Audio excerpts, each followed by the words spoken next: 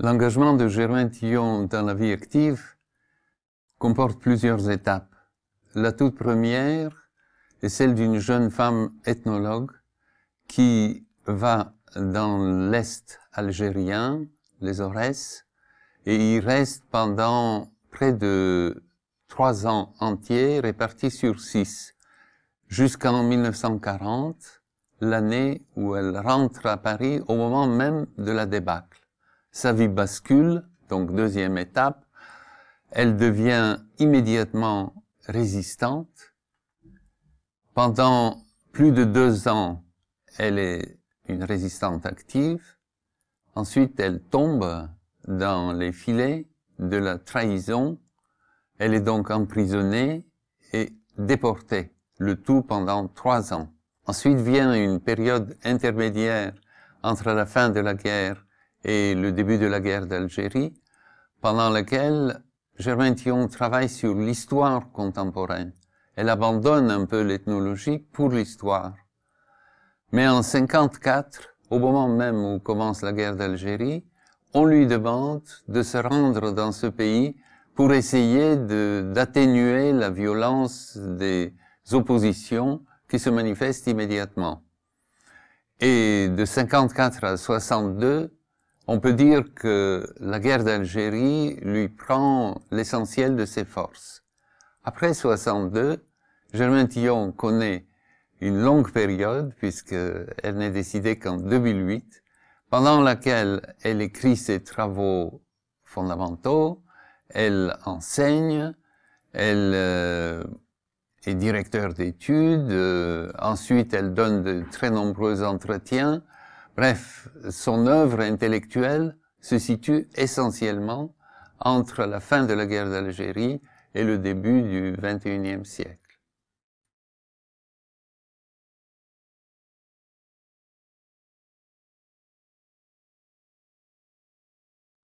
Lorsque Germain Tillon se retrouve en déportation, l'étape ethnologique s'avère extrêmement utile parce qu'elle va adopter une attitude envers la situation du camp qui a été préparée par son comportement auprès de la population chaouia, berbère, qu'elle a étudiée en Algérie. Lorsqu'elle va se retrouver liée à la guerre d'Algérie, elle va profiter de son expérience de résistante et bien sûr aussi de déportée. Donc on ne peut vraiment exclure une de ces étapes. Mais s'il fallait en choisir une, ce serait à mon avis celle de la guerre d'Algérie et plus particulièrement la deuxième partie de son engagement, celle qui commence en 1957, un moment au cours duquel Tillon se rend compte que la généralisation de la torture, la radicalisation des combats rend impossible toute solution politique d'amélioration de la condition des deux populations et que la seule activité qui peut produire des résultats désormais consiste à aider les individus, c'est-à-dire à empêcher les exécutions capitales, la torture, mais aussi les attentats aveugles. Donc que désormais, il faut avant tout sauver les individus. C'est le dernier point culminant de l'évolution de Germain Tillon et en ce sens le plus décisif pour la suite.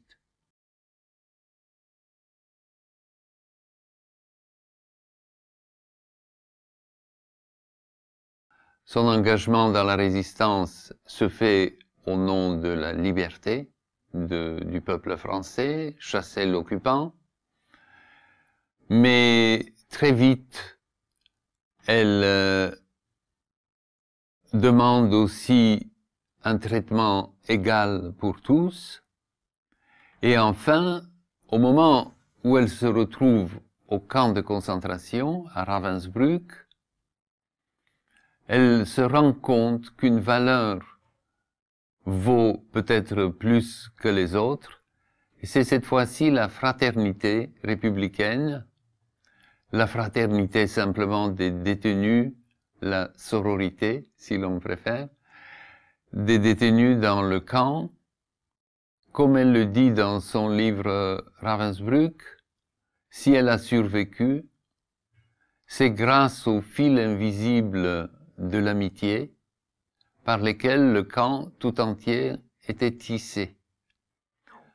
Après son retour de la guerre de déportation, elle va s'engager dans le combat contre les camps de concentration existants dans les autres pays. À ce moment, l'exigence qui motive l'action de Germaine Tillon, c'est avant tout la justice.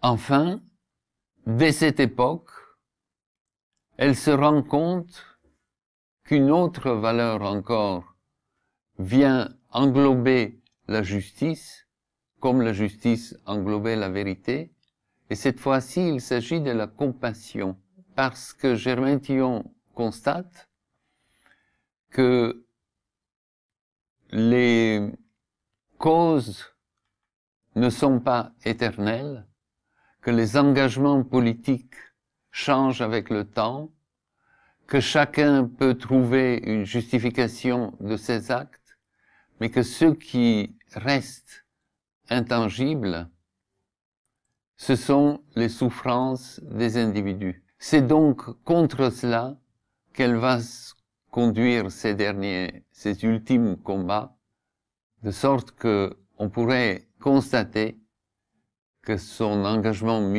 ultime, c'est bien pour sauver l'humanité d'elle-même.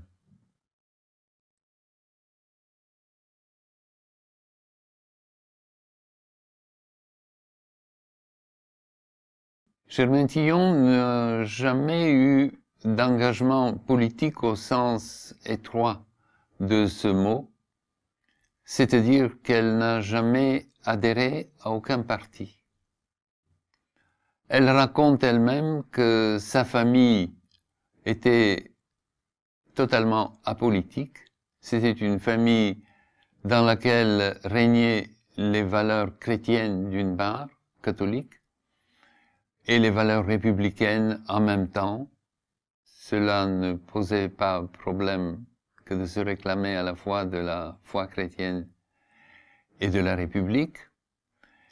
Mais si elle devait se situer, dit-elle, sur l'échiquier politique, elle se verrait comme à peu près centriste, ou, dit-elle encore, modérée, ce qui voulait dire, ajoute-t-elle, que je ne haïssais intensément personne. Pendant la guerre d'Algérie, Germaine Tillon ne s'engage ni dans l'aide à l'FLN, ni dans le combat pour le maintien de l'Algérie dans la République française. Elle renonce, en fait, finalement, à assumer une position politique pour avoir la liberté de combattre au nom de la justice et de la compassion. Mais si nous entendons le mot politique dans son sens initial et plus général, qui consiste à s'engager dans la vie publique, Germaine Tillon est engagée politiquement depuis le 17 juin jusqu'à sa fin, 68 ans plus tard.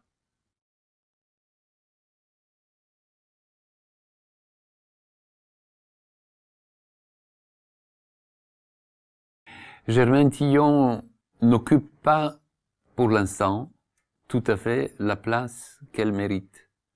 Mais j'espère que son entrée au Panthéon va contribuer à lui accorder cette place. Toutes les villes françaises ont aujourd'hui une avenue Charles de Gaulle dans son centre. Mais je pense qu'une rue Germain-Tillon devrait se retrouver aussi dans de très nombreux lieux pour rappeler l'engagement exemplaire de cette femme qui n'a jamais agi au nom de la fidélité au parti, mais toujours au nom d'une fidélité à l'humanité, et qui, dans les pires épreuves, Deuxième Guerre mondiale, guerre d'Algérie, combat contre les camps, toujours en activité, a su choisir de manière juste de défendre les causes auxquelles nous accordons aujourd'hui la première place aussi. Donc, de contribuer non pas en organisant la résistance, mais en montrant un comportement exemplaire de l'individu, même dans les conditions extrêmes de la guerre et des combats.